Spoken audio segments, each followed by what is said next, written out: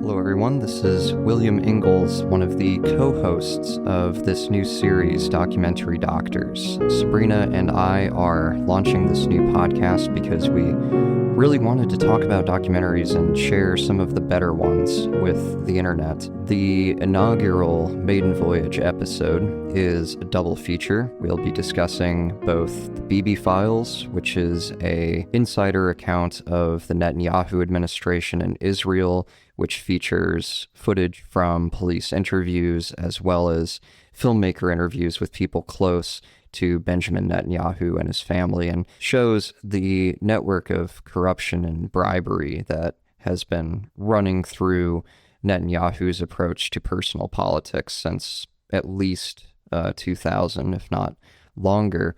And then we are pairing that with an Al Jazeera documentary called The Lobby, which uses hidden cameras and journalists posing as pro-Israeli activists who then infiltrate these AIPAC, American Israeli Political Action Committee groups, and talk very candidly and very openly about how bribes and money laundering work in that sphere. We are launching this new podcast first on Spotify, but it will also be available on YouTube, and we will have the first 4 episodes out in very short order. So we hope that you will join us in exploring some of these great documentaries. So without further ado, I present Documentary Doctors, Episode 1. Yeah, so I was thinking, let's start with some introductions so people know who on earth I am. Right. And then since you have your notes on the Bibi files, maybe you can lead on that part, and then I'll lead the lobby. So I had hoped that my notes were on my computer, but I actually take notes both on paper and on the computer.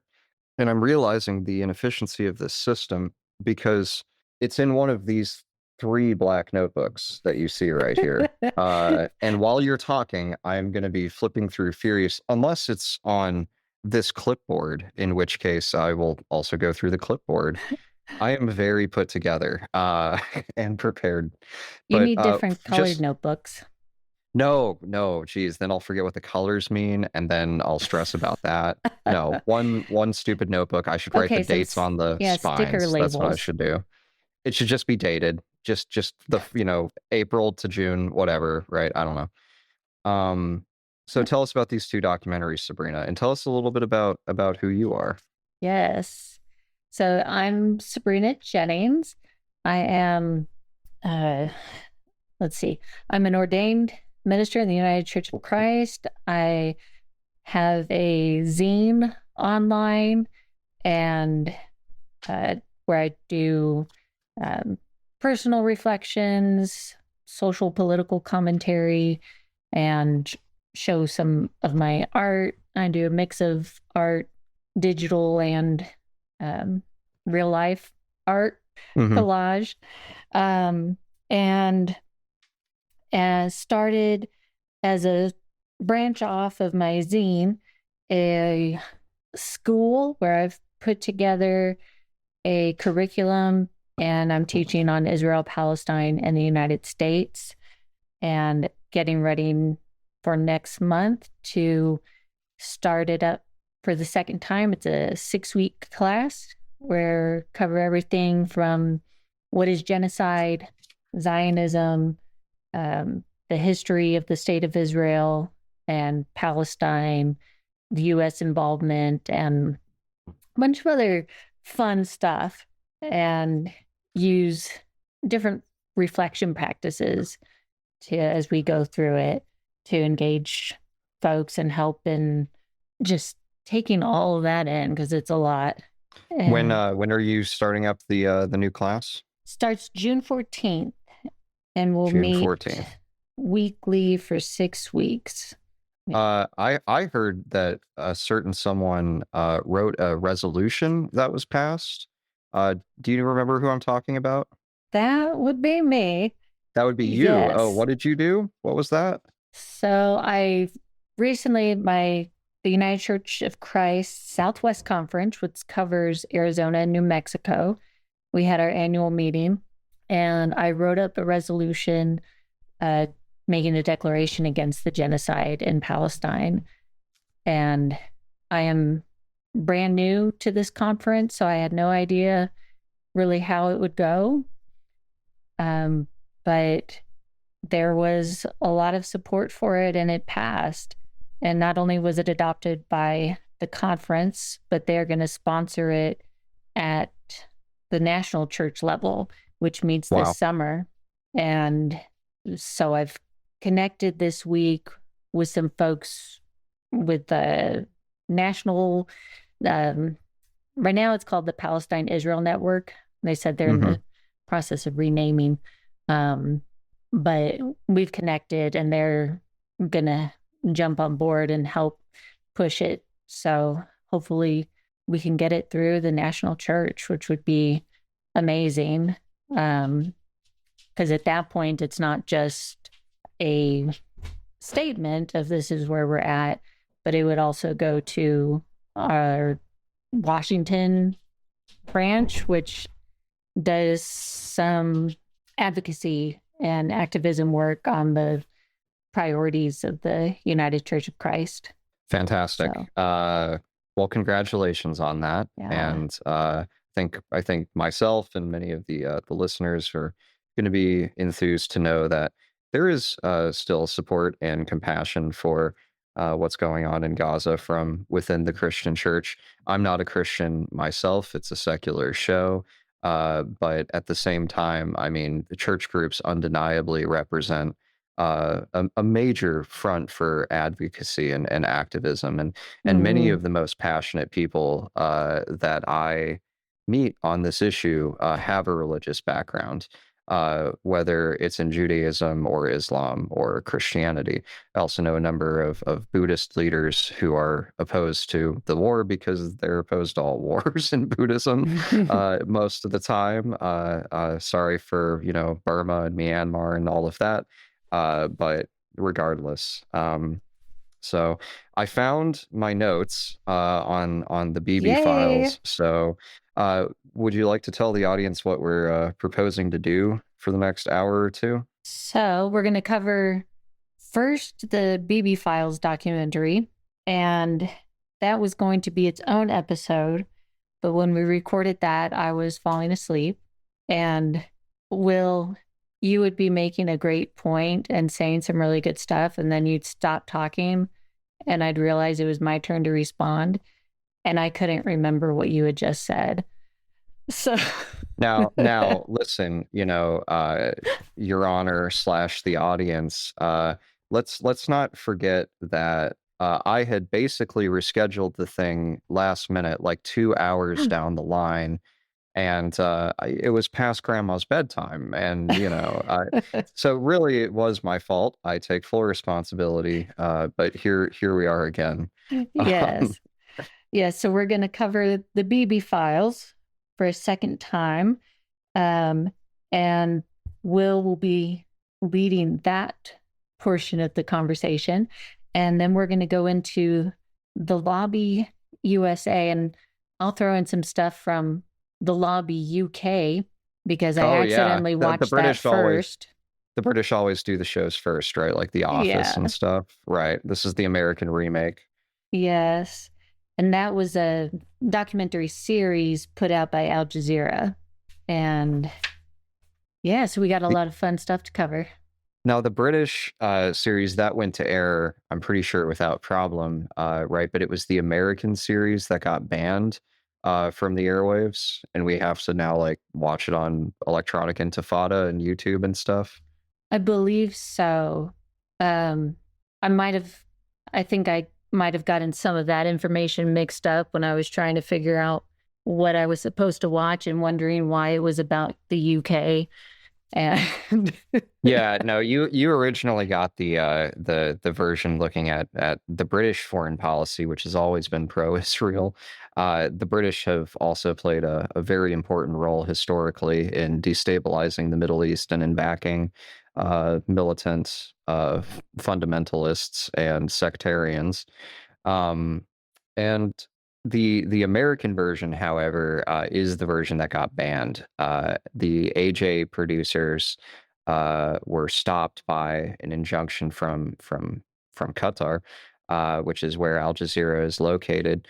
Mm-hmm. It is official state media of Al Jazeera. Al Jazeera is official state media of Qatar. Just so we know, in the Gulf states, it's done a little bit differently. But nonetheless, I have always been an Al Jazeera reader. They're a good organization in my view, and Mm-hmm. so they produced this 4-part documentary, which was intended for like television broadcast, right? Like a CNN, the equivalent of like a Yes. CNN special, right? Or a PBS documentary. Um, and it was, I'm not sure how, like through what legal, jurisdictional chain it went, but they exercised prior restraint and they got it taken off the air by the producers of Al Jazeera. So what's that one? We'll start there. By the way, I found my Bibi notes, so we're good to go. Okay. Uh, yeah. So, but tell us about the lobby. Okay. So we're gonna start with the lobby. Let's start with the lobby. Yep. All right. And we could also talk about the Israel lobby in general, and John Mearsheimer and stuff. So anyway, Yeah. So I will say the Lobby USA was a lot more juicy than the UK version. The UK was a lot of talking and trying to follow the different organizations and how they were all connected. But kind of the big thing in the UK version that they really focused on was Israeli governmental agencies and like the Israeli consulate and all of these different organizations infiltrating the Labor Party and basically trying to push pro-Israel policies. And there was a lot about the redefining anti-Semitism so that it is, well, a lot of what we're hearing now, where any criticism of the state of Israel is anti-Semitic, right? oh, this has been a major like foreign policy plank or part of Hasbara, which means explaining, and is essentially official Israeli propaganda directed towards the West primarily. Where, Mm-hmm. yeah, anyway, the messaging, the decided upon like talking points from diplomats, spies, NGOs, whatever you want to call them, that have connections between Israel and the United States, is that we need to message on the fact that any criticism of Israel is anti-Semitic automatically. Now, it's logically out of step with common sense. If I criticized Germany for sending German tanks into Ukraine to fight Russia, and said, well, like maybe the Russians have a bit of a bitter memory about that, and maybe Germany might have to help Ukraine in some other way. Nobody would like jump up from behind the hedge and accuse me of being an anti-German racist for criticizing, maybe German foreign policy or military policy. But anyone who questions Israeli foreign policy or Israeli military policy is officially an anti-Semite. Mm-hmm.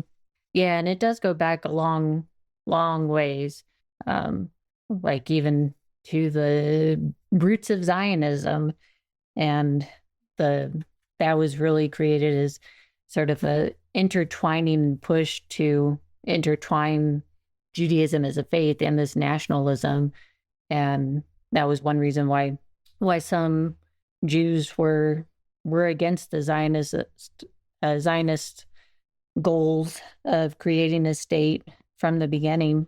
But yeah, so the Lobby USA, it gets kind of more down and dirty with a lot of surveillance and tracking on social media and cyber intel of they focus mostly on BDS activists at colleges and universities, and really just targeting them and following any of their activities. They have someone has created, the people who are talking about it say they don't know who created Canary Mission, which have you heard of that? No, what's that? I don't know what that is. It is a website that puts online, it's basically like a list of all known, um, as they would say, like anti Semitic, terrorist supporting BDS activists. Oh, this is the list we're all trying to get on. Right, right. Right. Okay. Well, Cool. except I don't know if they would, if we would qualify because it's focused on universities and colleges. So they might not Oh, take okay. us. I Yeah. mean, I feel insulted by that. I feel like I have just as much influence on opinion as your average college professor. So if there are any Israeli information ministry people listening, like please put me on the list. I deserve it. Yeah. It was really creepy though. Is they had photos of these people. Like, so they were talking with one activist who was interviewed, and on Canary Mission, they had photos of her. They had, any of her social media posts, um, just all this detailed information. Um, and they also created a website to rate universities based on how quote unquote anti Semitic they are. The great game of ranking universities, a real American pastime. First place, Harvard. Second place, Yale. Oh my gosh, Princeton's on its way down this year. Um, anyway. Yeah. Um, yes. And they basically, so they have, there's so many different levels of these pro Israel groups. There's like the ones at the university campuses, the Jewish student groups that are pro Israel or Zionist. And then they have community wide ones. And then there's like the consulate and official governmental organizations. And basically, they're like all working together. Um, though the outside organizations, they'll like give these student groups materials, they'll fund them, but they don't want their name to be used for obvious reasons. But they will basically be their, I don't want to say puppeteer, because the ones, the folks who are on the ground doing the stuff are fully into it. But they're the ones behind the scenes, right? So behind the scenes, right? Like the one thing that both of these documentaries, the Bibi files and then the lobby, have in common is that they're basically like hidden camera documentaries. They're in the case of the Bibi files, you see inside the police station as Netanyahu is being interviewed by like fairly ordinary investigative police in Israel. And, he knows he's being filmed. Like he knows it's going to be used probably in court and stuff. But he definitely doesn't believe it's ever going to be like broadcast to the public in a way that everyone can watch. Mm-hmm. And with the case of the lobby, I mean, this guy literally like wore like the James Bond like pen camera or something, and got into cars with guys who worked for APAC and had them confess their whole strategy. And it was really shocking, like the candidness of it. They're like when you read Bob Woodward's books about the presidents, it's about as close as you can get to like, I'm just literally being a fly on the wall of the Oval Office. Like every author like has their distortions and things they emphasize, and but Woodward's no exception. But like when you get the real words of real people in real historical situations, and it's clear that they are running a massive influence operation inside of Washington that is heavily funded, heavily coordinated. And if any other country did it, would be considered espionage and foreign interference. Like the same people who are screaming about Russian interference in the election, which, yeah, like it happened. Yeah, it's a bad thing. Yeah, it did help get Trump elected. But Israel interferes in our elections to a much greater extent. The difference is that Israel is an official ally and Russia isn't, to put it mildly. Anyway, I mean, so like with the lobby, you get to follow around this guy who they believe is their guy, right? A guy who has is Jewish himself, and has, many of the academic marks of being a Zionist, but who They nonetheless love him. works for Al Jazeera. Yeah, he goes on a date twice with that woman who's like the woman who led like a student group at UC Davis. Hmm. Uh, and I'm like, Oh, wow, this is steamy. Interesting. They're like having candlelit dinners together. She looks like she oh likes him. my He's gosh. kind of cute. Yeah. I don't know. I noticed the candles, but that it was a date didn't click with me. I'm slow. Well, Yes, it was. it probably wasn't officially like a romantic date. It was probably officially like, how do we help Israel, kind of dinner. But It did have date nonetheless, vibes. it Yeah. had a date vibe. And I was thinking to myself, how far is this guy going to go behind enemy lines over here? It's a real James Oh, Bond scenario. yeah. I wondered that sometimes too, and maybe even more so with the UK one. Um, Oh, really?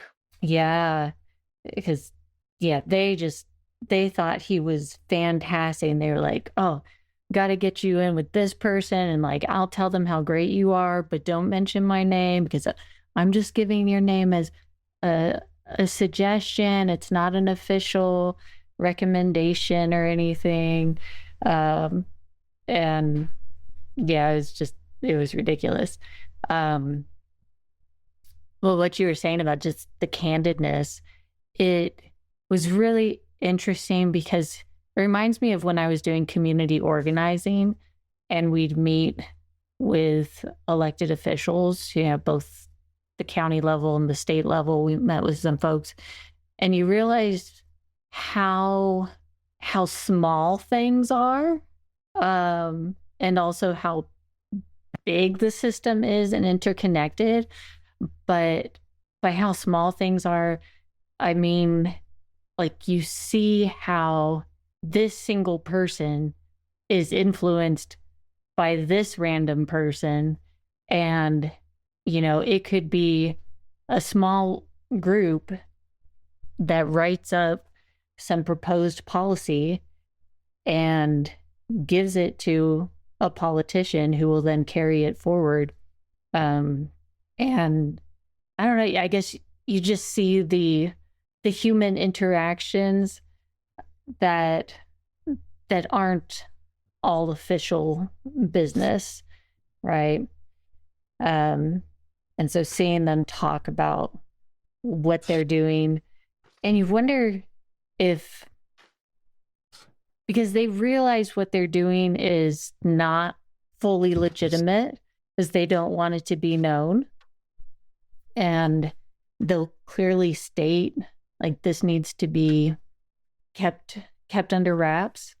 Um, Yeah, there's like a certain way that like the mafia talks where they basically talk as if they're already being wiretapped constantly, and they don't ever want to mm-hmm. explicitly use the words like go to this guy's house and kill him. And so they'll talk like, well, this one he may have ran out on the pack, and he's not really listening to us no more. And we thought maybe someone like you, who we trust, could pay a visit to our friend and take care of him. And it's not, right? It's not quite that New Jersey gangster, but it is actually much more of the polished Ivy League like consultant talk, uh, which is another like terrifying Kafka dimension to this, which is the way that it sounds like, a management consulting seminar from Accenture.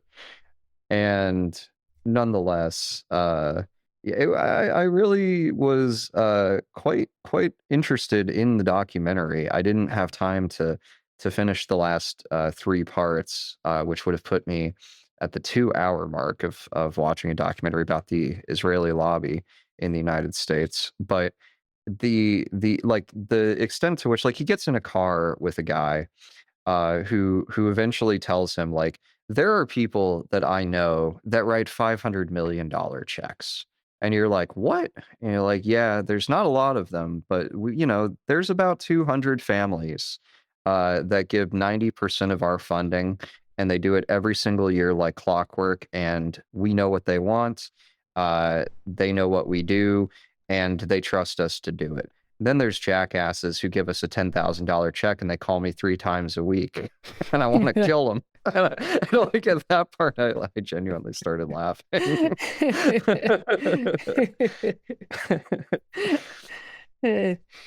There was another scene. I'm not sure if this was in the part that you watched, but where UC Davis, the student government was going to pass a BDS related resolution. Mm-hmm. And so some pro Israel students, Oh, it's much better. Sorry, go on.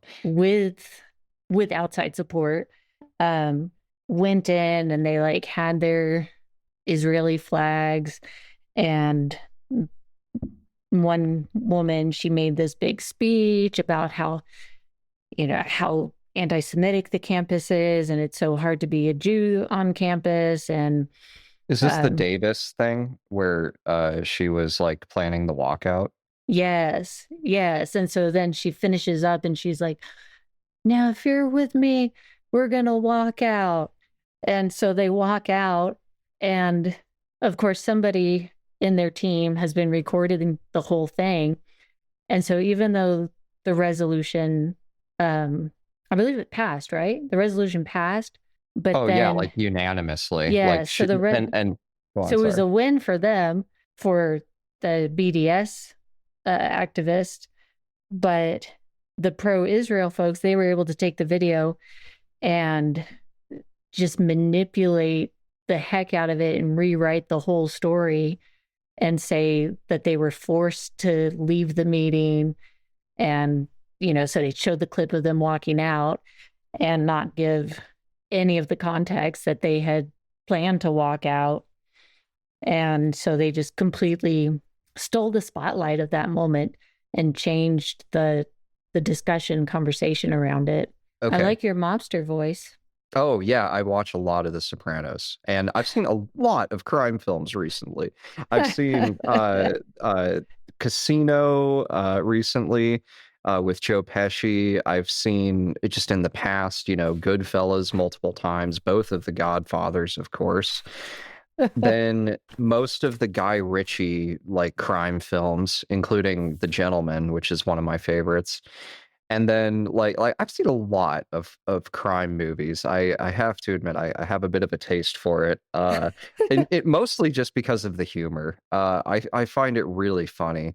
Like when these weird like language codes evolve, especially among men that have really strange lifestyles, there's something intrinsically hilarious about it to me. Like there's a documentary or a docudrama, I guess, called Generation Kill.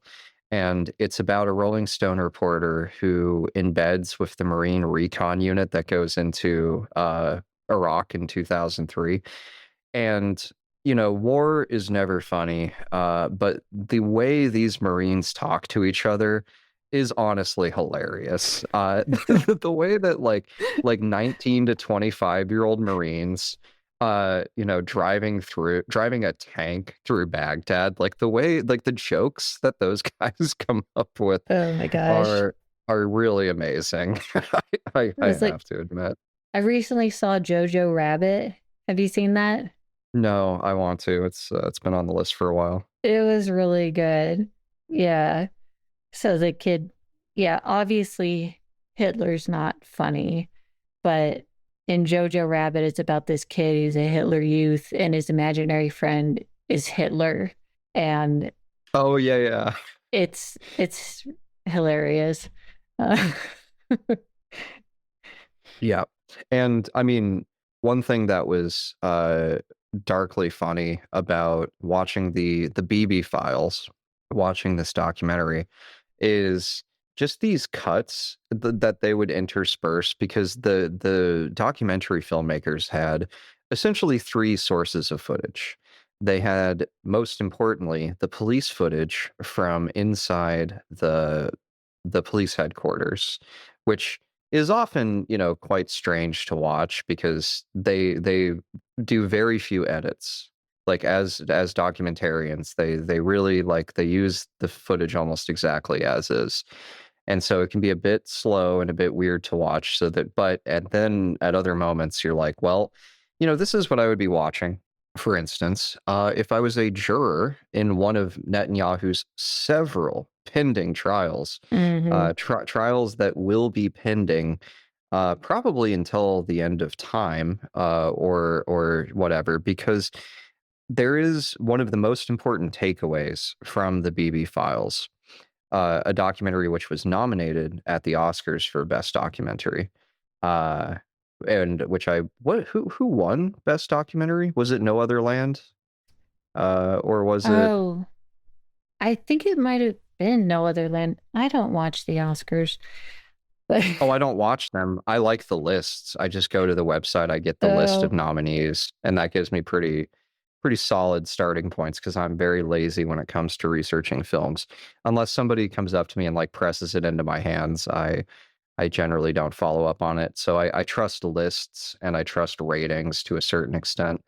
At any rate, it doesn't matter. One thing you learn from the BB files is that what's going on in Gaza right now, the continual escalatory nature of the violence, the refusal to conduct diplomacy, the refusal to open a humanitarian aid corridor, the refusal to engage in realistic good faith negotiations for hostages, uh, the continuous annihilationist rhetoric about Amalek and human beasts, and we have to, take Gaza and conquer it as a territory.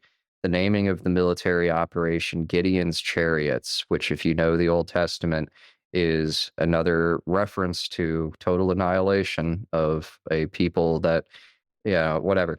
And so all of this could in part be due to the simple, stupid fact that Netanyahu is on trial for domestic corruption charges about taking bribes and really doesn't want to go to jail. One of the points they make in the documentary is that a previous Israeli PM, like him, had been tried for corruption, found guilty, and sentenced to real jail time, like mm-hmm. jumpsuit and everything.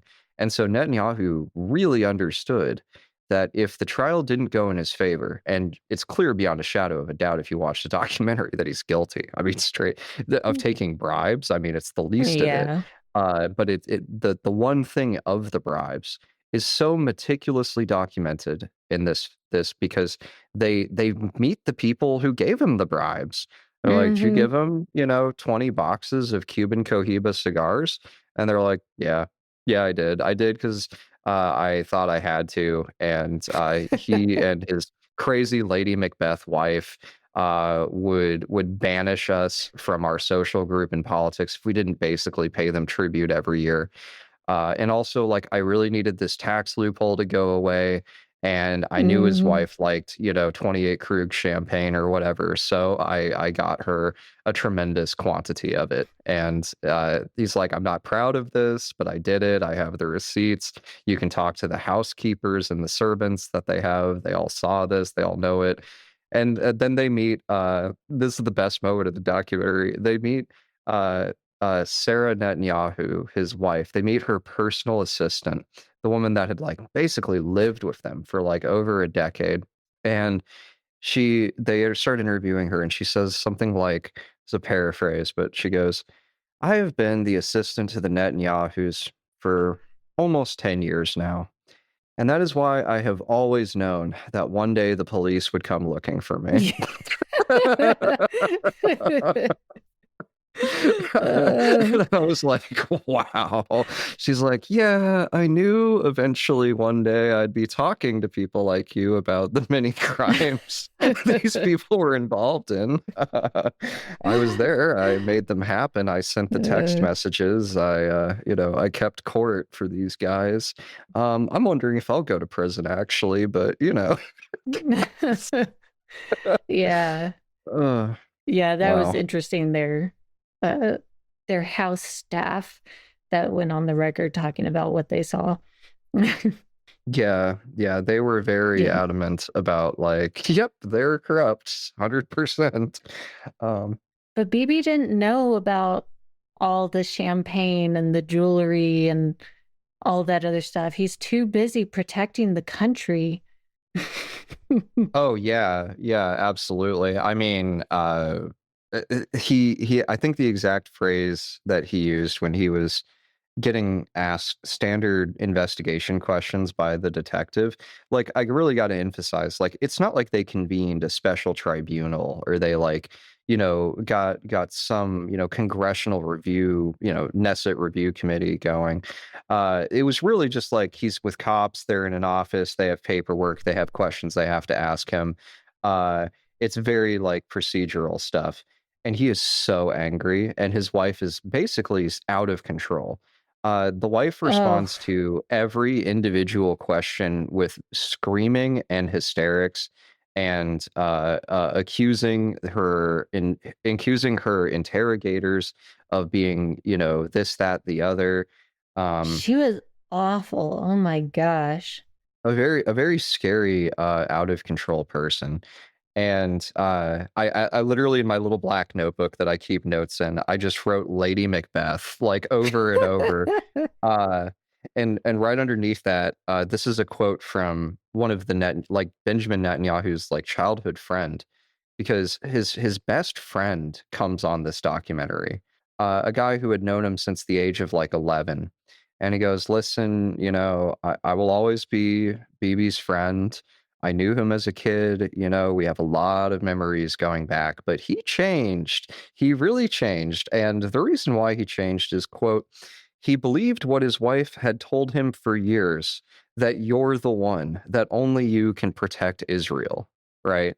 And Hmm. and it's clear from the Bibi files that Netanyahu thinks of himself as a king, that he is going to pass along Israel dynastically to his son, who's an even more flagrant piece of shit, at least in, public rhetoric Yeah. terms. Yeah, It's so amazing how awful the three are. Like within a family unit, you can usually find somebody who's not as bad, but they're just all three just so horrible. Like watching them made me so angry and disturbed.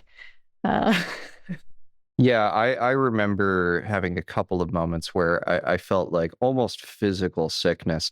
It's a very rare thing that I feel sorry for cops, but this was a yeah. case where I felt sorry for cops. Like I Yes. was imagining, especially the interlocutors for his wife, like the two guys that just like sat behind the desk and just like had to ask her the same like basic question of like, were you here on this date? Like they'd have to ask her a question like that 5 times, because every time they asked her, she would say like, why do I even have to be here today? This is a political witch hunt. Each and every one of you is probably working for the opposition. I take a cup, we're at war, and I happen to have a Yeah. certain tasted champagne, and I have to be dragged down here and have people like you accuse me. And you're just like, it's a very tactically speaking, it's very effective, because she never really answers any of the questions. Every No. once in a while, they'll squeeze her into saying, "I don't recall," right? And then they'll be like, "You don't recall what's happened right in front of your face for an entire week." Right. It's And then like, they're asking Bibi, you didn't see the cases of champagne that were taken out of your trunk and put into your house. we have He's a like, I picture of don't you with know. the champagne in the car that fills up the entire back seats. We wondered if you could even see out the rear view window. It's, Yeah. it's like, how often do you have $50,000 worth of champagne in your car? You know? But yeah, and like talking about feeling bad for the cops.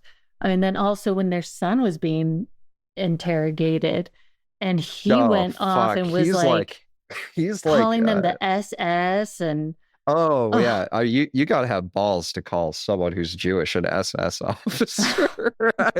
Oh my God.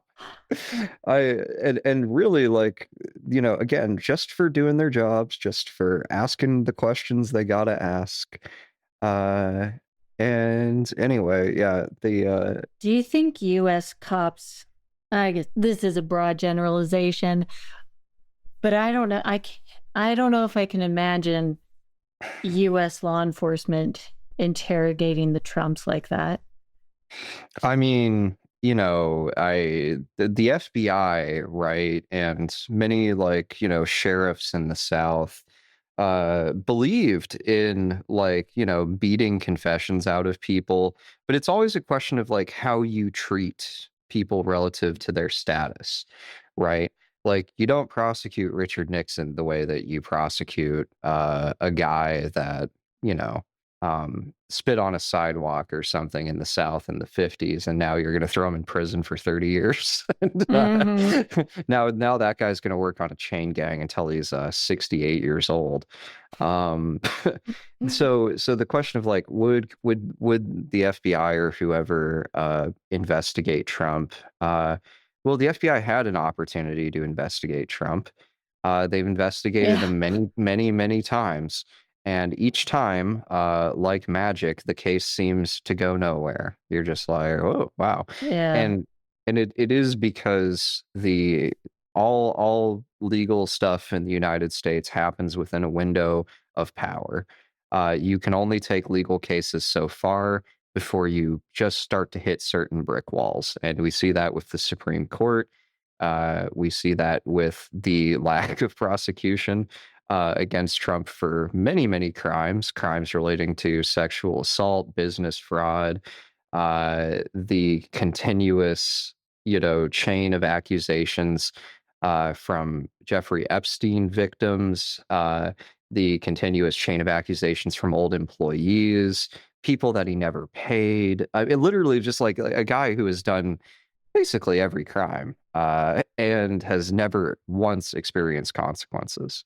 And it's Mm-hmm. like, why do you think that is? And it's like, well, Donald Trump was best friends with Roy Cohn and Jeffrey Epstein when he was coming up in New York. And if anybody knows how to break the law in New York City and not only not get caught, but actually make life hard or impossible for the people going after him, it's people like Roy Cohn and Jeffrey Epstein.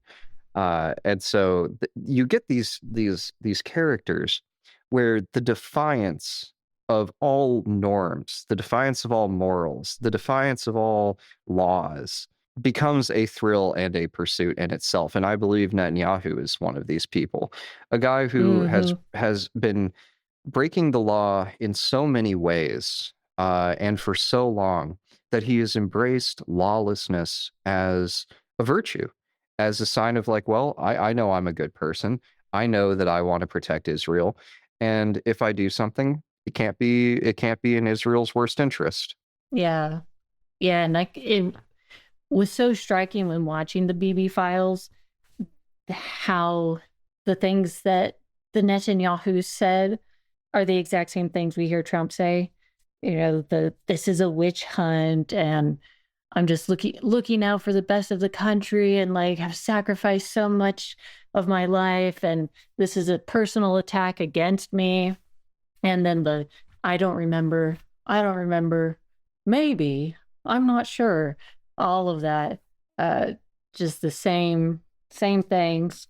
Yeah, Like, I'm not a fan of Anne Applebaum in general. I mean, she's very smart. She's written some good history, but I think her politics is a little limpid, a little Russia centric in terms of they're the demon, they're the adversary. But nonetheless, Anne Applebaum makes one really good point about the Trump Putin connection, which is that Trump has directly learned a political rhetoric tactic from Putin, which is the whole whataboutism thing.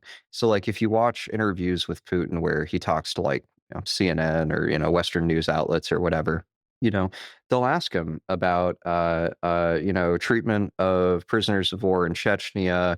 They'll ask him about repression of homosexuality in the United States or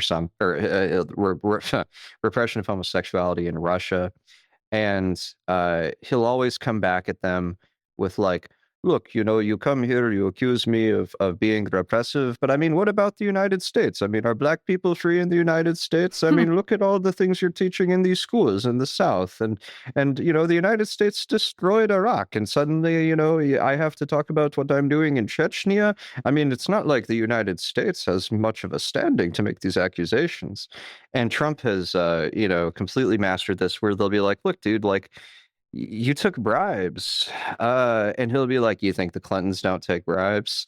You think that Obama never took a bribe? They'll be like, dude, you're a liar. He's like, man, every politician lies. I mean, what about AOC? You don't think AOC's ever lied? It's just like, never answer the question directly. Always make it about your enemies. And it's a Roy Cohn tactic too, which is you never apologize and you never explain. Never apologize, never explain, only attack. And that's what you see in the Bibi files. That you see Benjamin Netanyahu, his wife, and their son have completely mastered this conversation tactic Mm-hmm. where anyone asks them any kind of question they don't like, like, I mean, what about the whole like humanitarian blockade? I mean, that's just targeting civilians, isn't it? And they'll say, listen, you weren't there on October 7th, or some other Yeah. like war propaganda shit that I can't even bring myself to fucking repeat. I Uh, think they all went to the same anti-therapist who, instead of teaching them like active listening and using I language, taught them taught them how to turn the tables and rewrite the story in their favor. Yeah, there Yeah. is like this. There's this line of thinking of like, right-wing authoritarianism is like a personality trait, or it's a mental illness that you can treat with therapy. And like, there've been some smart people, some knowledgeable observers like Eric Fromm and Ernest Becker that make cases for that are, yeah, the decently convincing. But I mean, do you really think that someone in the political position of Netanyahu could just, get over his personal enmity towards Arabs by going to therapy? Right? I don't really think so. And even if you could coach Netanyahu out of any kind of bigoted belief system, which would be impossible because of the death of his brother at the hands of, I think, excuse me, I think it was PIJ, Palestinian Islamic Jihad, but I'd have to go back and look. One of the radical militant splinter groups Mm-hmm. within Palestine, who hijacked an airline in '83, I think. I shouldn't talk about this without looking at my notes, but nonetheless, like Netanyahu's brother, who's his older brother and is actually the favored child in the family, he becomes an Israeli commando, an IDF commando, and is sent on this mission to an airport because Palestinian hijackers have stolen a commercial jet, a commercial airline flight with, I don't know, 100 people on it or something. And they hijack it. They land it at an airport in Germany. Now, this was definitely the fatal flaw in whatever plan the hijackers had, because Germany in the '80s was completely committed to helping Israel in every way possible. And so they Yeah. allowed the Israeli commandos to just have direct military access to the airport. Um, anyway, so there's this commando team. They get sent over there. Mission is successful. They kill the hijackers. And it's something like 30 Israeli commandos go on the mission. 29 of them come back. The only one who died is Netanyahu's brother. And Netanyahu is making speeches about the significance of his brother's sacrifice, and is going to, award like national military award ceremonies and accepting medals on behalf of his brother and giving more speeches. And I think it's at this moment that you like the switch is flipped, and Netanyahu decides that uh, terrorism, which is a horribly loaded term, which I basically refuse to use in any capacity now. But Mm-hmm. Netanyahu came to think that messaging on security and messaging on, I'm the neocon, I'm the hard ass, I'm the guy who will defend Israel no matter what, I'm the guy that will hit them back harder than they hit us, I'm the deterrence guy, I'm the checkpoints guy. He's like, this is going to be my brand, this is going to be what I do. I'm going to get up here and I'm going to make speeches about how the enemy is implacable, how they're everywhere, how they're out to destroy us, how peace is a waste of time, how Israel has to conquer these territories in order to be safe. And that's really like where he comes from politically, is this thing where his brother dies, and then he is trying to cement both his brother's legacy and of course his own, by making the rounds and proselytizing. So, Yeah. Yeah, it's like, is Netanyahu, I don't know, about when was he born? oh, Probably in like the 50s. I don't have notes on that. Let me see. Anyways, he would have like grown up with a lot of anti-Arab Zionist thought already, and then it was, I think, his brother dying that transformed that into even more extreme hatred. Yes, I think there is no doubt about that. And I mean, I have empathy for Netanyahu having to watch his brother die and then having to go around and constantly explain that, his brother was part of a broader mission for keeping Jews safe. And that, like I can understand the psychological trauma created by that. There was a woman in the documentary who was a young Israeli woman who lived in a kibbutz, and she experienced the October 7th attack. And she said, I gotta find my notes. Hold on. I don't want to miscite this. Just bear with me. Oh, did I really not write it down? Oh no. Okay. I didn't write it down, so I have to go from memory. And what she said is something like, on October 7th, I knew 200 people that are now no longer alive, right? Like my whole community was wiped out. And so October 7th, I lost hundreds of my neighbors. And then in the war that has followed against Gaza, and the ethnic cleansing that has followed, I have lost even more of my neighbors. Mm-hmm. And so she is very a real voice of conscience, someone who actually believes in the doctrine of human equality, and that every life lost is a tragedy, no matter whose side it's on. Uh, and she just said, like, look, the fact that October 7th happened does not justify more killing and does not justify more violence. Obviously, she and I and everyone wished that that attack had never taken place. But nonetheless, if you stand against violence in general, how could you possibly support, the extreme lengths to which the IDF is going right now? She makes that case very, very Yeah. eloquently in the documentary. I was very much in awe of her. Mm-hmm. I remember thinking, if this had happened to me, I'd be a shattered, ruined person. If I had anything to say at all, it would be incoherent or basically, mean. And anyway, well, Yeah, she was amazing. Do you want to hear a terrible joke? Not yes, always. so. I came up with this pun when I was Oh halfway no. asleep. Yeah, oh God. I'm surprised I even remembered it. But so, what do you get when you mix Netanyahu with a bear? What? A Grisraeli bear. Well, thanks for that. Thanks for that. Yeah. I'm reminded of all those shirtless pictures that Putin took with various bears or like fly fishing or I miss whatever. those. You missed the shirtless Putin videos? I Yeah. would have thought you of all people would have been watching John Oliver during the heyday. Um, I think he found a way to put shirtless Putin in almost every single one of his shows. He was so happy that he found it. He also his research team, they dig up some good shit from time to time. Like there was a Putin campaign song where he like hired some like mid-grade like Russian pop stars to make a like, political commercial song for Netanyahu or fuck for Putin, and it's called "A Man Like Putin," and you can watch it on YouTube. And Sounds amazing. it's honestly like not bad. Like I still can hear it in my head. It's pretty catchy. Um,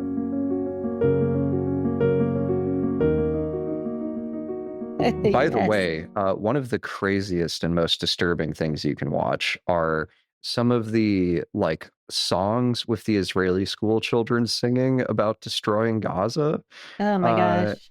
yeah, there's I want to shout out a guy who I started supporting a little bit on Patreon, not much, but whose Substack I've been reading at least since October 7th, if not further back, and he just writes under Palestine will be free. And he does like daily coverage of what happens in Palestine. Oh wow. His dedication is incredible. Um, and he has posted like some of these Israeli children like sing-along songs that they're apparently playing in school. And it is totally chilling to watch them. It feels like you're watching stuff from North Korea.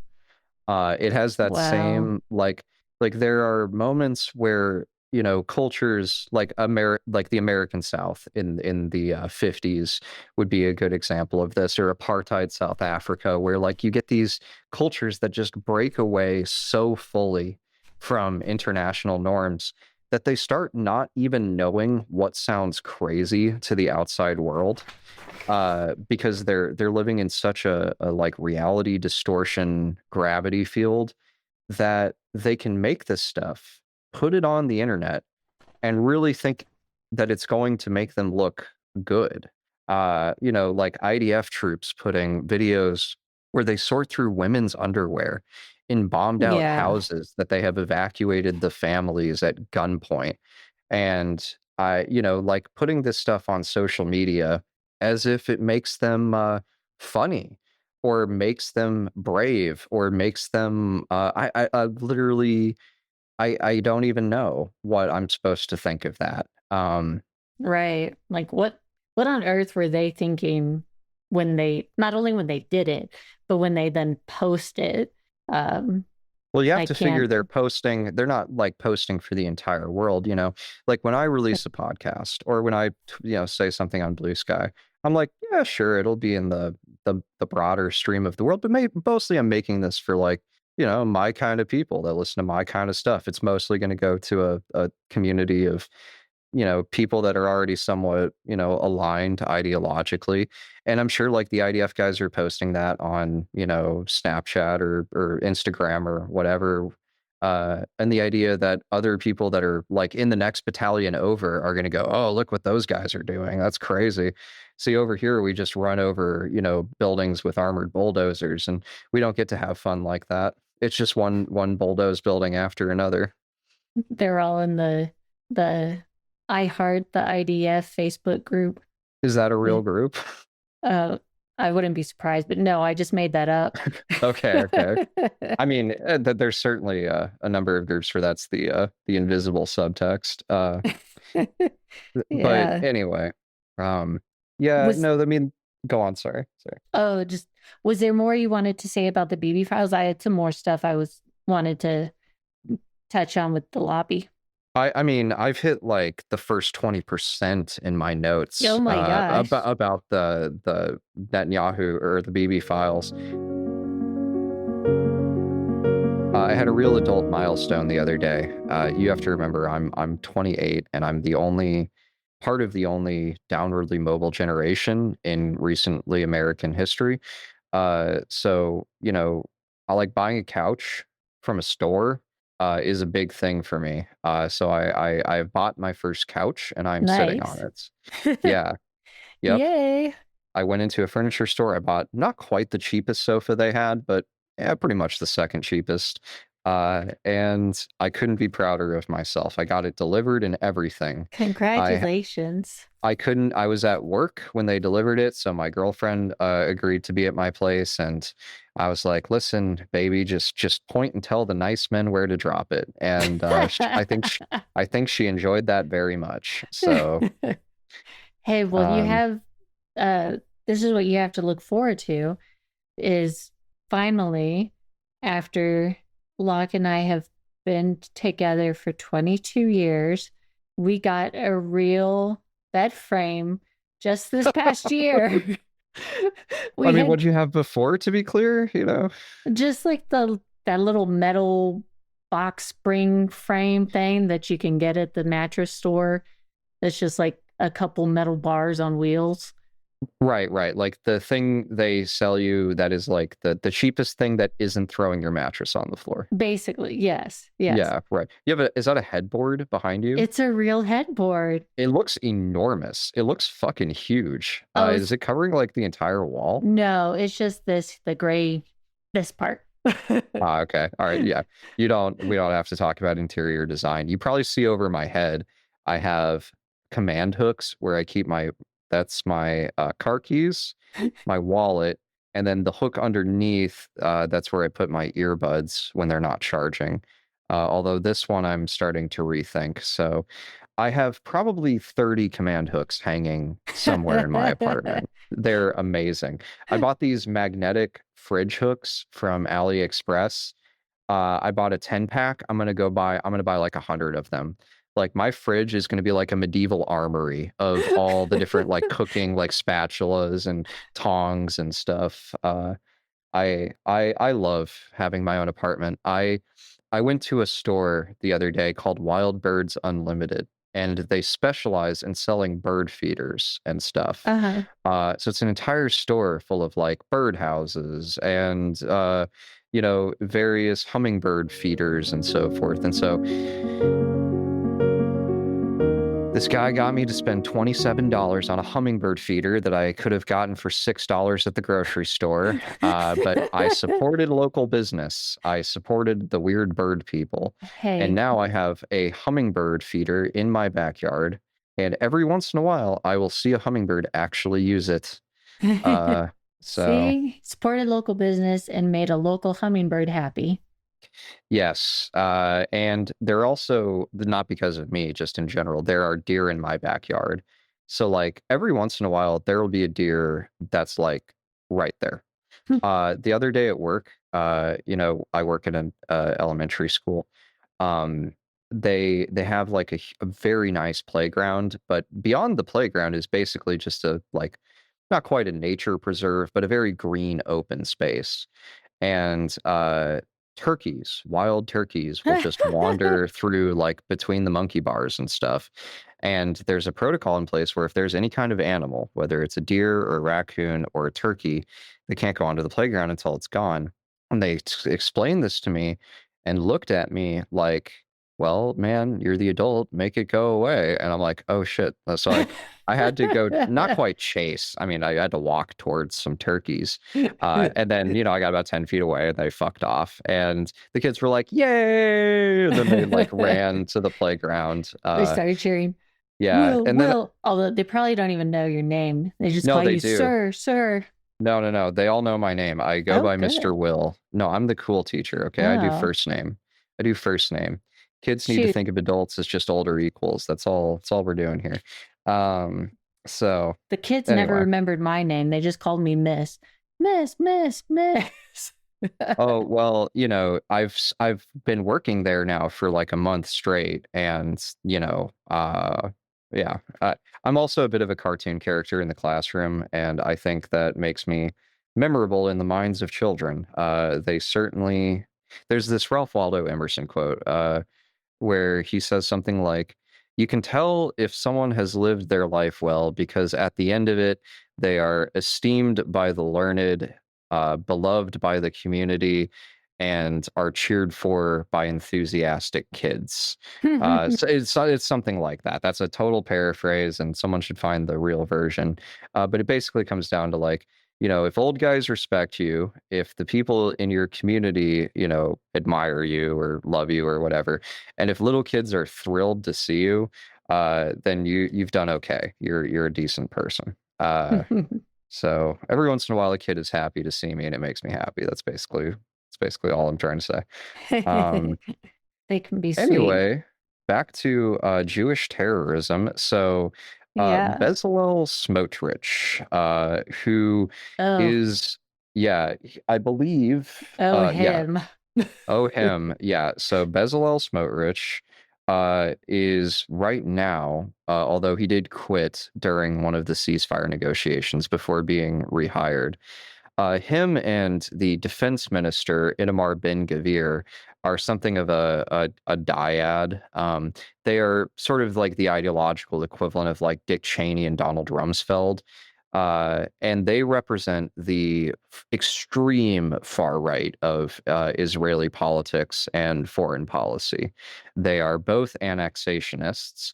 Itamar Ben-Gvir, in the documentary The Bibi Files, talks quite plainly about how he was proud to be associated with the group that planned and eventually carried out the assassination of Shimon Peres. I hope I'm getting this right. But I believe in the late 1990s, an Israeli Yes. prime minister, Shimon Peres, was assassinated. And this through the Oslo Accords. Oh, Rabin. Okay. I need to There we redo that. go. I always get Rabin and Perez mixed up, Yeah, even I was though. like, Perez doesn't sound quite right, but I guess that's So, it. so the order of prime ministers, if I will be checking all of this, but I believe the order of prime ministers was Rabin, and then Perez was Rabin's successor, and then Perez's successor was Netanyahu. This is like back in 2000. I mean, this guy's been Hmm. around forever.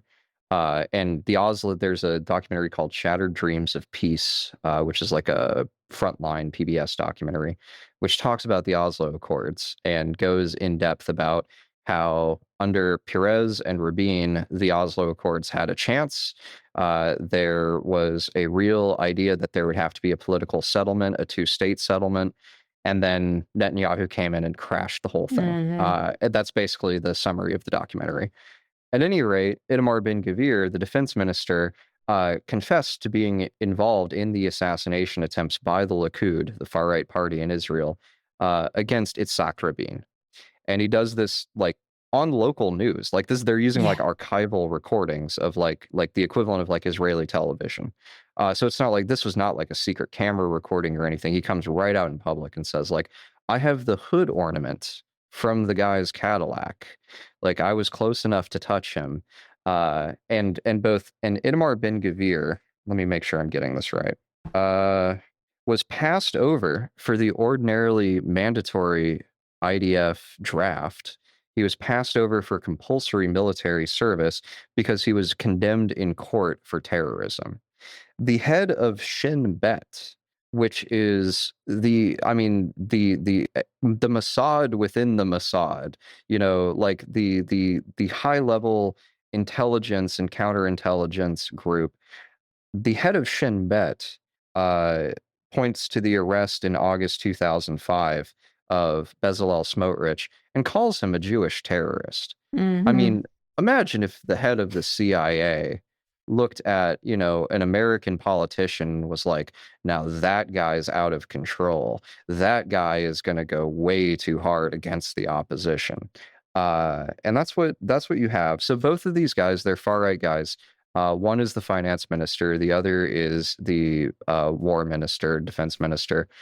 And Netanyahu had to align with them politically, which was like, the way that Trump has aligned with like, Curtis Yarvin and Steve Bannon and people that are like so far right, it's like off the political spectrum, to the point where it's Hmm. not even a political party. It's a radical fascist movement. So similarly, like Netanyahu, who was kind of an ordinary right winger, has to go with these guys because after 2015, both the center and the left parties in Israel will not make a coalition with Netanyahu anymore. They believe that he is guilty of corruption. They know all the things we are learning now, right, about the cigars and the champagne, as well as the fact that, Netanyahu is partially responsible for the rise of Hamas.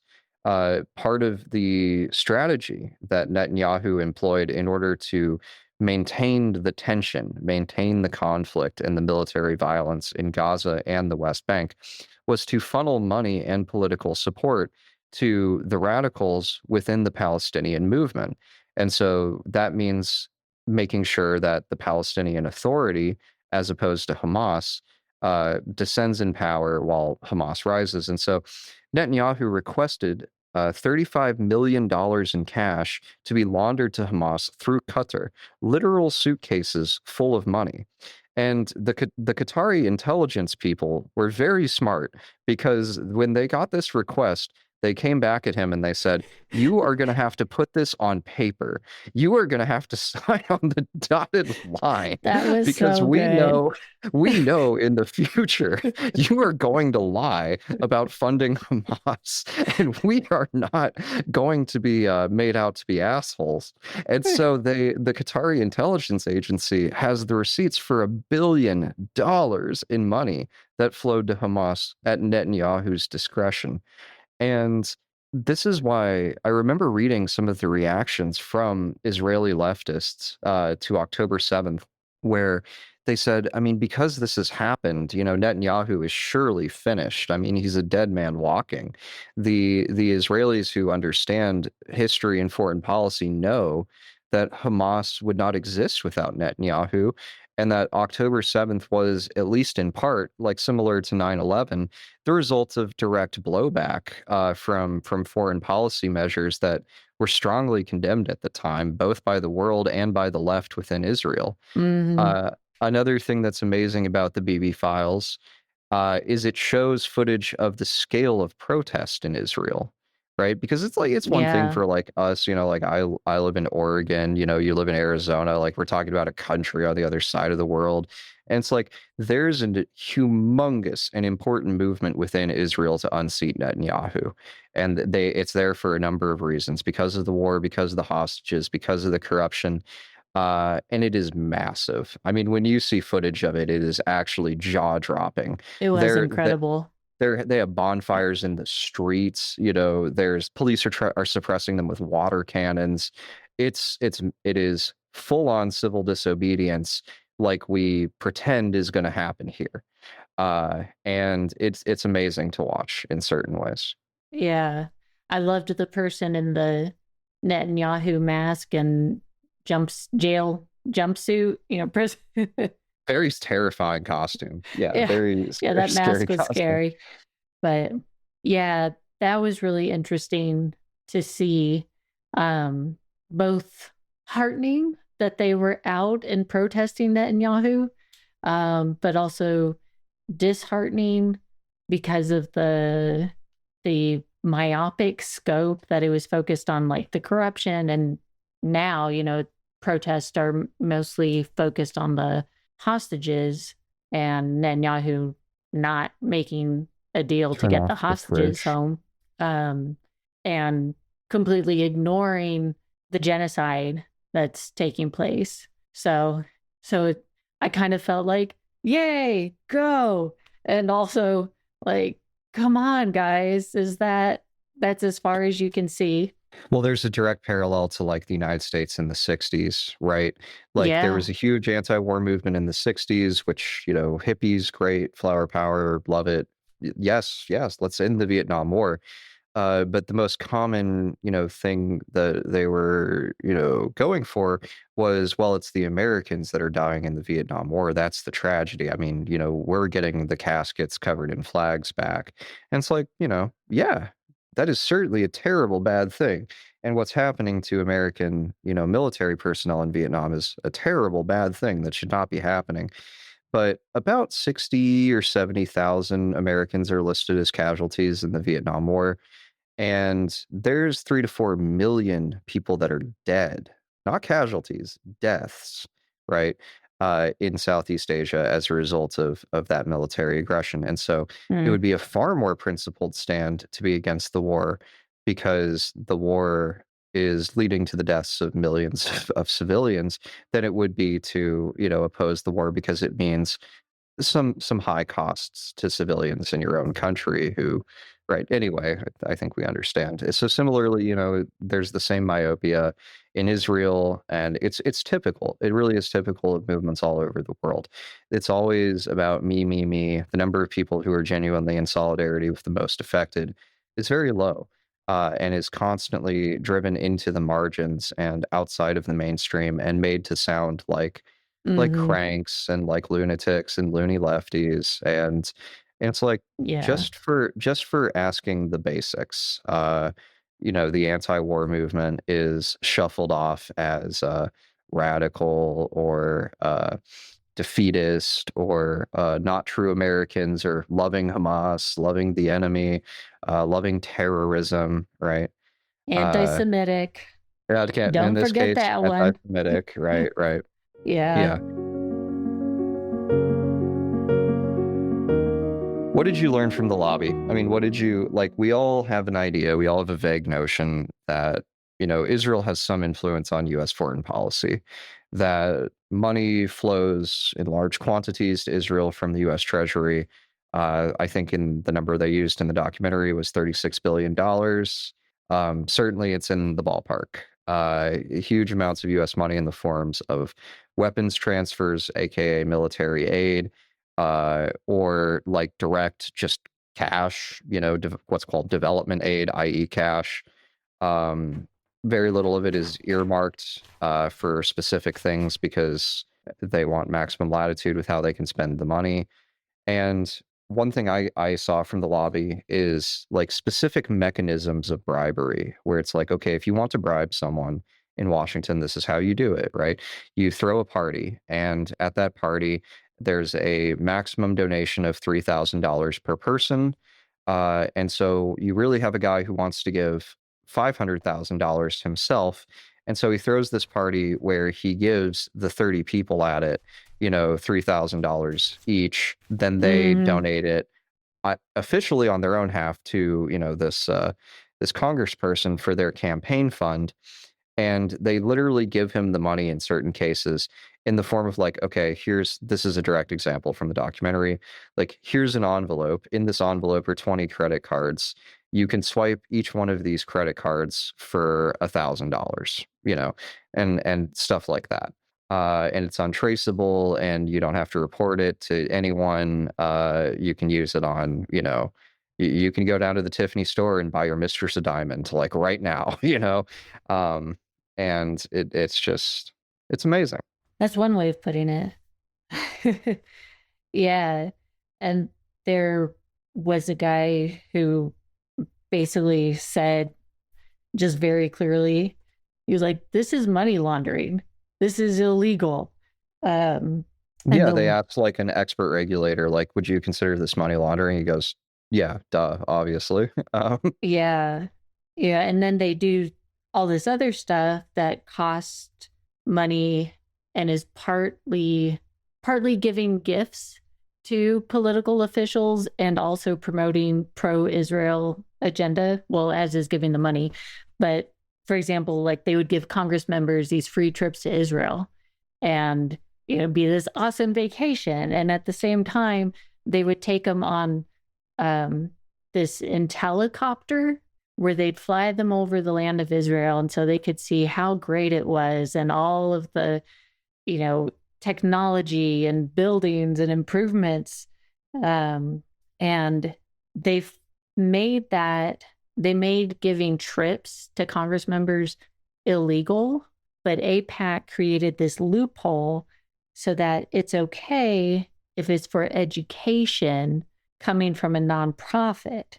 And so AIPAC just has this other pro-Israel Zionist nonprofit give these educational trips to Israel. And they give this nice illustration. It looks like a stool. If you imagine the seat is the lobby, and then the three lays, you've got political support, policy, and public discourse. Wait, I'm sorry. Go again on that. Okay. What are you watching? Oh, like, what am I looking at with my eyes? Yeah. There's an ant crawling across my... Oh. So I'm so sorry. It's not a quadcopter drone or anything. There's just a very large ant that is crawling across the wall in front of me. And now I'm having the stupid chain of thought of like, do I just buy ant traps? Do I watch a YouTube video on how to get rid of ants? Do I try and figure it out myself? Do I accept that it's okay to have a few ants in an apartment? Like, I'm sorry, I got distracted. I'm sorry. It's like both of our ADD. So you're staring at the ant, and then I'm like, what is it? What is he looking at? Where are his eyes going? Does he have another screen up there? What? I guarantee if you were here, like if you were on the other side of this couch, like you would also be watching the ant because it's big. It's like bigger than a Tic Tac. Like it's a very large, rotund ant. And I have been seeing them lately. I'm so sorry. Geez, we're talking about important humanitarian and historical matters. Yes. Let's get back to it. Although you might be careful because termites look like large ants. So I guess I haven't seen it. Are they black? Like jet black? Well, there are different kinds of termites, and then there's also carpenter ants, and I will definitely, for the step one, will be identifying it. Yeah. There are quite a few bugs in Oregon. It's wet. There's nature's at my doorstep. There's bugs. It's cost Mhm. of life here. I have killed all the flying ones. Or actually, to be more accurate, the spider that lives in my window track has killed all the flying insects. Go I made, spider. yeah, I made it. This one I'm okay with. This spider and we have an understanding. That spider pays rent. He lives in the track of the window that's right back there. And every time I check his web, there's like 3 or 4 dead flies in there, and I'm like, you can stay. Uh, Good job, so spider. anyway, Keep up the good work. So the lobby, so the lobby. it's like a stool, and the 3 legs holding the stool up are political support, policy, and public discourse. And it was really interesting because they were even clear about BDS isn't really going to have an effect on us financially. You know, most of these universities are not going to boycott and divest. What is a problem with BDS is the public discourse. And there was a lot of discussion about younger people being less in favor of Israel and more sympathetic towards Palestine. And so there was a lot, that was where a lot of the pro Israel groups' focus was on changing that discourse. Um, they there was an organization called the Israel Project, which I found out is no longer around. It had to shut down in 2019 because of funding. They lost funding primarily because they came out strongly against the Iran nuclear deal that Oh Obama. yeah. Yes, Yeah. and I'm sorry, I am going to plug myself right here. So I released an episode Okay. about Iran. It goes into all of this. Israel is not interested in Iran's nuclear program, to put it Yes. mildly. And there's a lot more to say about that, but back to you, Sabrina. Sorry. Yes. So that was when their funding started drying up. Um, was a new CEO took over and came out strongly against the nuclear deal with that Obama put forth. Um, but what the Israel Project did was from the beginning, their function was to ensure that Israeli views were infiltrated into the media globally. Over time, that shifted to be focused more directly just on the US, but they would do things like take journalists on tours, giving these kind of trips to see how great Israel is, and would even connect them with citizens who would tell them, things like how terrified they are of terrorist attacks and feeling under threat all the time, and supposed experts of Hamas and such. They would feed reports and fact sheets to media outlets. They had a office base in Israel, but in Jerusalem, so that whenever anything happened, they could be the first people there on the ground, get footage. And so then by the time the other journalists and media showed up, they could feed them. This is exactly, this is what happened. This is what we saw here. Well, I mean, one theme that like cuts across like the lobby in general is how incredibly skillful these large Israeli NGOs are with working the media. I mean, when they start Yes. talking about the media contacts and, I can get 20 op-eds in the paper tomorrow, it's amazing, the degree of sophistication and the scale of access. And, it's like, newspapers and magazines work under the same kinds of like work pressures as any other institution. And if someone can get them a complete story, well written and researched, a day or two ahead of time, most of the time they'll just go, yeah, and well, they'll run it. And when you have these articles pre-positioned, like the UC Davis person, the woman who is featured very heavily, at least in the first one, who is the president of like Students for Israel or something. Uh, she knows about this vote that's happening, and she knows that it's about 2 or 3 months out, and she makes two incredible calculations, or I'm guessing they were made for her, to be honest. And the first is that we will lose the vote. It's a no-win situation as far as the vote is concerned. But we have to win the battle of public opinion, and we have to create an image of ourselves as the victims of racism and ignorance. And so she started placing op-eds in various magazines and national periodicals weeks before the incident took place, and then had other people within these Israeli NGOs give members of the media and journalists the suggestion that they contact her for comment, which, honestly, as a journalist doing your job, it's like I'd do that if I had to write a story for the Washington Post, and I'd be like, yeah, Miss, UC Davis, student president, whatever. What's your story? What happened? Now, will I be able to get a hold of somebody on the other side? Probably not. And they're not going to have an op-ed in the Newsweek, from before clearly explaining their position. And so one way or another, 80 or 90% of the ink in the story is going to be from the Israeli perspective. And again, it's not a case of lying necessarily, although deceit does enter the picture eventually.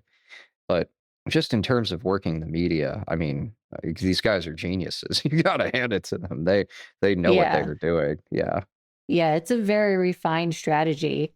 So the Israel Project, they even published, well, internally, it was later leaked so that it became public, that they had this global language glossary, which I looked up Whoa. and is like a 120-page document with talking points, what words to use, what not to use, going through everything. It's focused on this is how you talk to people to persuade them to be pro-Israel. We don't need you talking to people who are already pro-Israel. This is how you can persuade people. The rhetoric handbook, the Yes. talking points. Yeah. And it's like, these are some of the highlights. Um, Arabs teach their kids to be suicide bombers. Their schools are named after suicide bombers. And it's just such a wonderful, wonderful thing. They want all their kids to not even grow up to be suicide bombers. They also say use the language that you care about the Palestinian children also, and you want their lives to be protected so that they're not made to be suicide bombers as children. It's very heavily focused on terrorism. There's only one way that a Palestinian child is going to blow up, and that's if we do it. Yeah. Yeah. Sorry. Go on. That's okay. There's basically like a 3-step formula. Start with expressing empathy for both sides. 2, emphasize that Israel wants peace. This last point has become particularly untenable lately. But the way you do that, you say, point to all the past efforts Israel has made to make peace, but Hamas didn't want to, disarm. Hamas said no. Hamas, wanted to hold on to violence and terrorism. And so what is Israel supposed to do? Right? And then the 3rd step is just repeat over and over the message of democracy, freedom, and peace. And for American and Western audiences, drawing the similarities between like, look, you just want freedom and safety here at home. You don't want to worry about rockets falling on your house. And these Israeli parents, they're scared to even drive their kids to school because a rocket might fall on their car. And yes, it says, quote, combine terrorist motive with civilian visuals. So what does that mean? Talking about rockets and giving pictures of, or examples of, families who are having to spend days in bomb shelters. parents who are worried that they're going to drop their kids off and not get them back because the school's going to be blown up. They talk about show empathy for both sides. And in bold, the most effective advocates for Israel are also pro Palestinian. Uh, A many. fact that would be completely true in an ideal world, by the way, right? Oh God. Anyway, sorry, go continue. um, and so, for example, they have this quote, effective Israeli soundbite that says, you can stop the suicide bombings and rocket attacks. If you really want to, you can put an end to this cycle of violence. If you won't do it for our children, do it for your children. Heartwarming, touching. It is. Yeah, wow. It is. Do it for the children, says the rampaging genocidal state. Think of the children. They say as they push houses into the sea. Yeah, yep. Right. And snipers shoot children. Yeah, this guidebook was I had a hard time stopping reading it because it was just so unbelievable that they actually have this in writing. You're like, this explains all of CNN, to say nothing of Fox News. I mean, watching any Fox News broadcast about Israel is, I feel like I'm in an alternate universe. I feel like the timeline has shifted in some way. I'm in that like Philip K. Dick Man in the High Castle America where the fascists have completely taken over. It's quite something. It really is. Mm-hmm. They also say, focus on peace first, political boundaries will come second, right?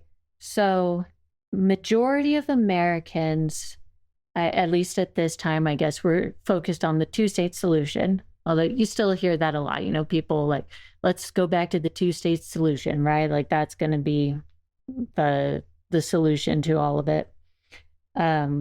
Well, following this guide, you don't want to put down directly a two-state solution. Just say how it can't happen overnight. Well, it says, quote, these are essentially anti-two-state arguments, but you can and must still frame them positively if you want the support of the majority of Americans, unquote. Yeah, you couldn't come out and say what's true, which is that Israel is committed to ending any type of political settlement, that it would regard the establishment of a Palestinian state as an existential threat. And by the way, when I say Israel, right, obviously nations are not people. They're not even things. I'm using that as a shorthand for the 50 to 100 people in high levels of Israeli government and foreign policy that actually make decisions that the state then carries out. Mm-hmm. I'm not in some way talking about like the country as a whole. Although here, I have to say, like within the cultural mainstream of Israel are some very shocking and violent pathologies. For example, I cannot remember which documentary I saw this in. I am unfortunately the kind of guy that has seen 10 at this point, but there were cases where Israeli settlers in the West Bank used to find out that rocket strikes, like Israeli rocket strikes against Palestinian positions in either Gaza or the West Bank were about to happen. Airstrikes, white phosphorus, straight up conventional bombing. And they would set up lawn chairs on high ridges and then watch as those bombings took place in exactly the same social register and tone of voice and manner as you would watch a soccer game. Like if you and your friend were at the park and then you saw a particularly good like pickup basketball game happening and you were like, oh, let's sit on the bench and like watch the action. And you're cracking jokes and, whatever. Cheering. As people are dying, as people are being bombed. And so like, there's a part of me that always wants to, bring it back to the elites and the powerful and the people in charge, the people with money. But I gotta say, just like in America, there's quite a large section of the lower class and the middle class that is excited for the brutality, that is excited for the violence, that think they're living in some kind of movie. Yeah, for sure. Um, do you want to jump in with something from the BB files, or I have other stuff I can? Well, okay. I mean, I think we should bottom line this, both for ourselves and for the audience at this point. We're 2 hours in. There are a lot of amazing details, and people should definitely watch these documentaries. The lobby you Yes. can just watch on YouTube, like for free. We'll have links to all of this stuff in the description. But and then the BB files, you'll have to figure out streaming. I don't know what it's on, but again, it'll be in the description. I watched it on Jolt film, Uh, I can't remember where and I I got had to it. pay like Uh, $4 or something. It wasn't much. yeah, we'll have official links for people that want to watch. But I think maybe we could just say what the bottom line for one or the other of them was. So I'm happy to say what the bottom line was for me watching the BB files. Um, and then maybe you could give us your bottom line on the lobby. Go for it. I'm done with my Go for it. popcorn.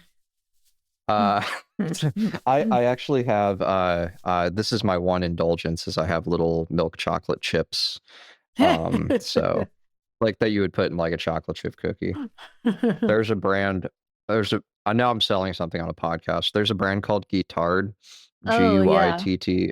They're twice as expensive as the other generic chocolate chips, but they're amazing.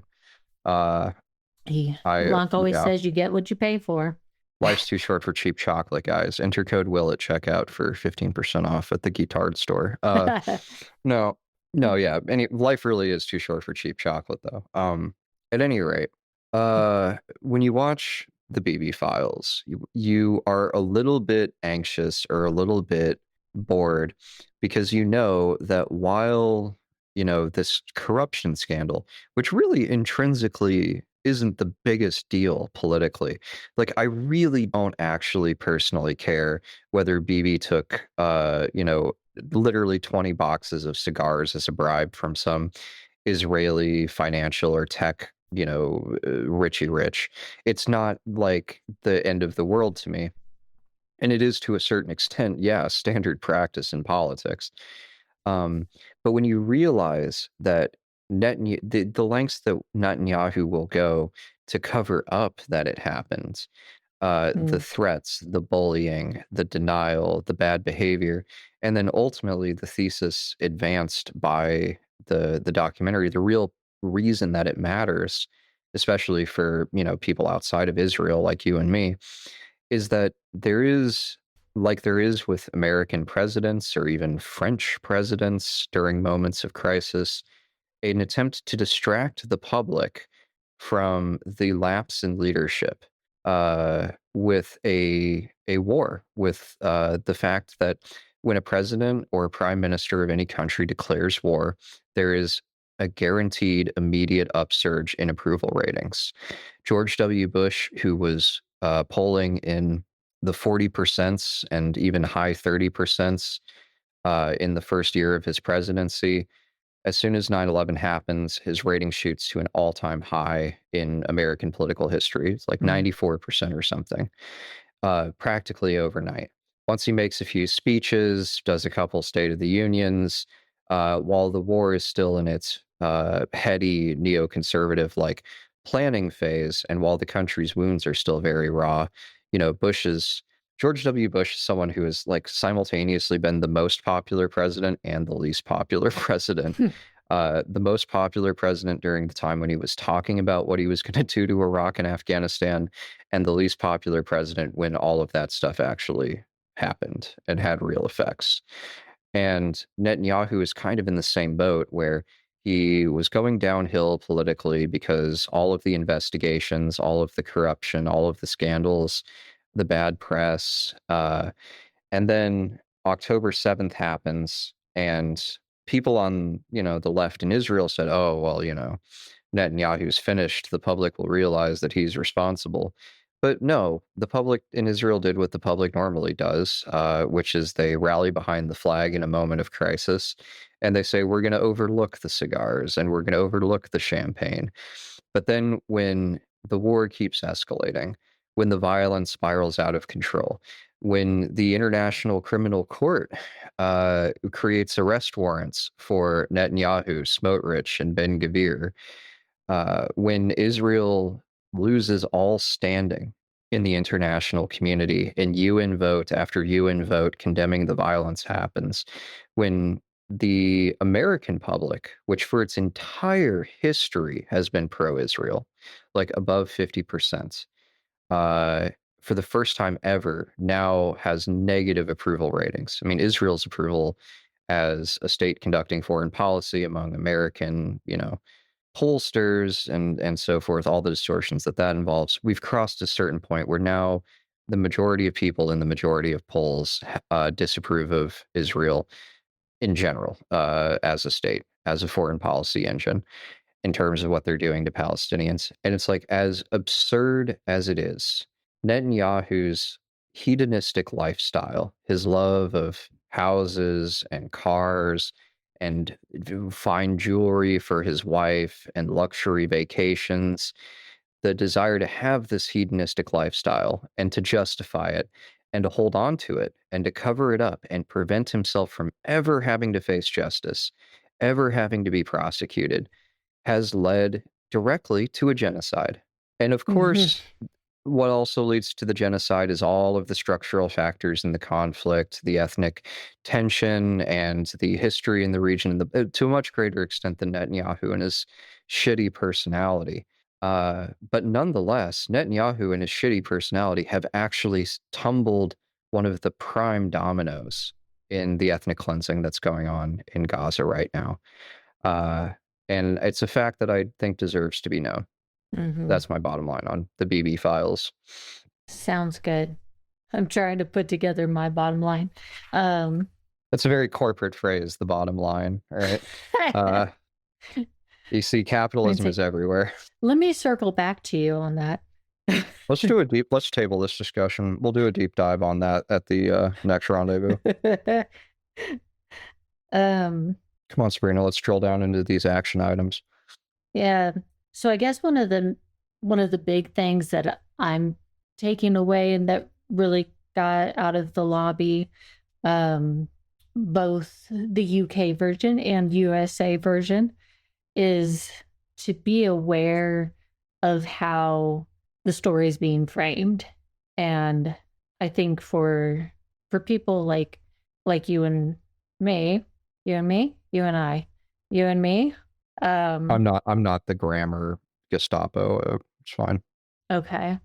Well, for people like us, yeah, who, have done a lot of learning about Israel and Palestine and everything, we're more aware of it. But I think for people just learning, and I can say even when I was just learning about it and reading stuff, it's so important to be aware of how everything is framed, the wording that is used, what is left out, what is, the stories that are used and analogies. And, it made me think also a bit about how could we be more strategic? I don't necessarily think that we should use some of these, the deceitful practices and the illegal practices. But the Palestinian solidarity folks, I think, could learn, we could learn something about getting the story out there more and getting, being more a part of the discussion. I don't know if I'm feeling really satisfied with any of that. Well, I think that what I'm taking from what you're saying is that the Israel lobby in the United States is truly, I say this without any kind of rancor or chagrin, they're truly sophisticated. They have systems and organizations in place that are clearly the result of intricate planning, very deep connections. They have a playbook. They have Mm-hmm. the both implicitly and explicitly flowcharts, handouts, pamphlets, liaisons, clubs, groups, lawyers, an entire array of political synchronized swimmers that can make things happen in the world of political information. And, we on the left, it's like it's a couple people on their couch with a microphone, you know? It's not like a group of people sitting around and running, revolutionary pamphlets off anymore. It's the conflict between decentralized individual voices, which are organized in these kind of voluntary networks of association, trying to speak as unpowerpointed, as unspreadsheeted as possible, versus these much larger scale, more corporate methods. And I mean, like, Yeah. who on the left doesn't want the left to be more organized, especially in America? Um, and I think that, you can absolutely take the Israeli playbook and copy it, but this time, in the interests of humanitarian law, international justice, peace, ending conflict. I want to say like the cause of the Palestinians, but I think that, of course, in the end, Israelis and Palestinians will have to live together in the Middle East. And that means that you have to be not just for one side or the other, but for peace in the region, in the non-Hezbollah sense, where you genuinely Right. want everyone to enjoy security and freedom within internationally recognized borders. Um, anyway, I'll stop there. But No, that sounded good. Um, there was a young staffer, I forget what pro-Israel organization he was with, um, but they were going to do this sort of impromptu, supposedly impromptu protest against the BDS group at a university campus. But of course, the pro Israel group, they had this all planned out. And so they were talking about it on the bus on their way there. And just like, is this effective at all? Like, this isn't really going to do anything. Why are we doing this? I don't really feel good about doing this. Uh, this is the astroturfing, which yeah, I hadn't heard that term before. So compared to grassroots, is astroturfing. He was like, yeah, it just took $50,000 in benefits uh, for him to go do that work. yeah, most people who are involved in grassroots organizing are always a little surprised that, like, yeah, there is another side to it where people just write big checks. And like there was a group that did work for the Trump campaign in 2016. They were called like something like Crowds on Demand, where they literally like maintained a list of people in different cities where they could pay them $200 to just come to any political rally, right? To be like, oh, Jeb Bush is going to go speak, and we need the room to not be empty. Well, give us $30,000 or something, and we'll bus people in, and we'll give them the signs and the foam fingers, and tell them what to chant on the way there. And you're always like, that's real? Like that really fucking exists? Yeah. Uh, yeah. Do you want to do our who would you send to therapy fun question? Remind me how that works again. We just did at our closing for like a random fun question. Okay, if you could choose, who would you send to therapy? Oh, in the entirety of this situation, who would I send to In the therapy? documentary. I would send Netanyahu's kid to therapy because, it's sort of like the Jedi Order in Star Wars where like they don't take kids beyond a certain age because, once the dark side gets in you and you get old enough, it's like impossible to get rid of.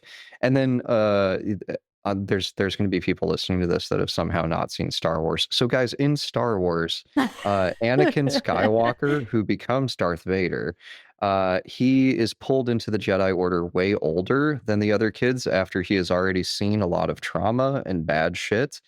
And as a result, he is kind of always flirting with the dark side and with anger and hatred. And yeah, as a result, he Oh. becomes evil and ends the Jedi Order eventually. And so, like with Netanyahu's kid, it's like no matter what happens to Netanyahu, his kid is going to be a reliable option for political power in the future. You know, it would be unrealistic to bet against Netanyahu's kid.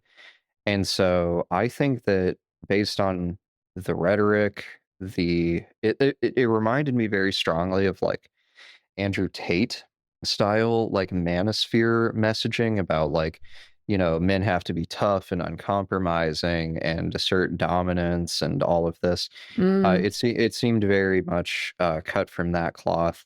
And the kid is like in his early 20s or something.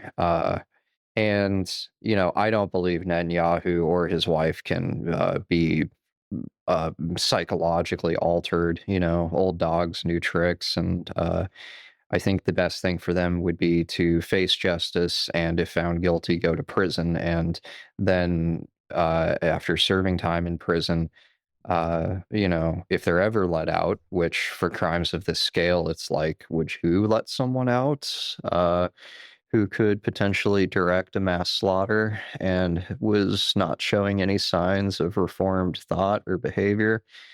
Um, but I think maybe there's like a 1% chance that if the kid had like the Goodwill Hunting therapist, what was his name from Robin Williams? If he had Robin Williams from Goodwill Hunting as a therapist, you know, a guy that was like such a human being and so smart and so good at his job and could really empathize and work for a long time, you know, maybe you could make him 10% less of a dick. And that might be politically significant in the future. So that's my answer. Okay. Yeah, and I asked this question because I'm a huge fan of therapy. And so when I Mm. watch movies and stuff, I'm like, man, these people just need therapy. So I would send in the Lobby UK version, there's this young staffer to a Labour Party Zionist MP, and she goes off the rails making this accusation that this woman was anti-Semitic towards her when, yeah, it was ridiculous. I won't go into the whole story. But later, the staffer, and he's probably, you know, early 20s, he looked really young. And he's talking with some of the other young people, and he's like, was that anti Semitic? I don't know. And, yeah, it seemed kind of on the edge. Like, I guess. But he was like, he was almost there. It was like he was questioning stuff. Uh, but like wanting to kind of follow the party line. So if we could give him some space to like think for himself, I think we could help pull him out of that. Yeah, I think so too. I Yeah. think part of the reason why the left isn't very organized in many cases that thinking and acting for yourself is a big value in the left, right? Like the whole point maybe Mm, is you don't do what people just tell you to do. You sit and you figure it out and you act independently. And so there don't tend to be a lot of organizations and a lot of joiners and I don't know. yeah. So to wrap up, is if folks, if y'all are uh, engaged and watching what's happening in Palestine right now, with things just continuing to be horrific and people being starved and bombed and everything. Um, one one way that I've been trying to send some help is by donating to Doctors Without Borders. They still have medical um, medical workers in what's left of the hospitals there, trying to do the work. And then Will, you had Yeah, as far as potential donations are concerned, I am not tied directly to this, but there's another podcaster who I would like to shout out as having done a lot of really critical work around the genocide in Gaza, named Michael Scott Judge.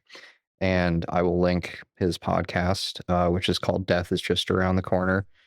And he knows two people that are in Gaza right now that are in something like the position of community leaders or community activists, and they are doing individualized fundraisers for things like a couple $1,000s to build a water purification stall or booth that people can use to fill water at, or money for tarps and decorations and school supplies for children that are still, just trying to go to school and have normal lives, as well as fundraisers to get people out of Gaza because it's very expensive to try and leave due to basically the bribes you have to pay at the Egyptian border and so forth. So I will link both of those fundraisers down in the description. And then finally, of course, we have Sabrina's class, which I want to make sure she talks about. So, yeah, tell us a bit yes. about the class. Yeah, so again, starting the next round of it June 14th. And basically, if you are interested or concerned about what's happening and want to know more, this is, I think, a good opportunity. I've worked really hard on developing the curriculum, and it's an opportunity to meet other people who are also learning about this and wanting to stand against genocide and make a difference.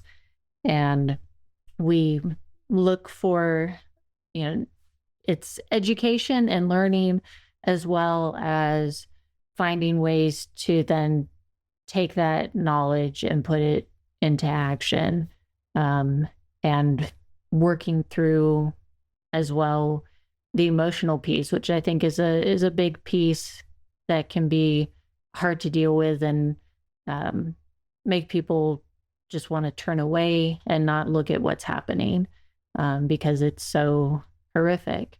And so gather together and have time to also support one another and reflect.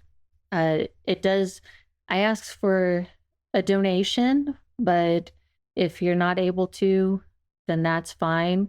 I would love to have you in the class, and we will put the registration information in a link below. So. All right. Awesome. So thanks to Sabrina for coming on.